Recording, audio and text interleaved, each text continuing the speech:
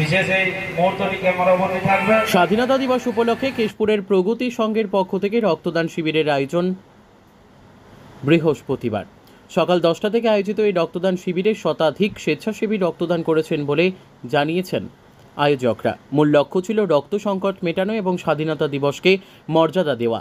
উৎসাহিত করতে উপস্থিত হয়েছিলেন স্থানীয় বিভিন্ন জনপ্রতিনিধিরা। ব্যুরো রিপোর্ট, সত্যের সন্ধানে কেশপুর।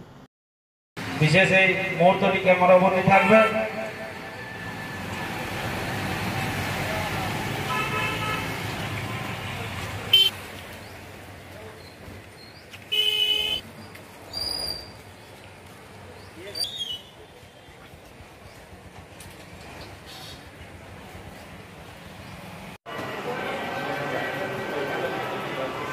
লাড্ডু যদি জানা থাকে ভালো।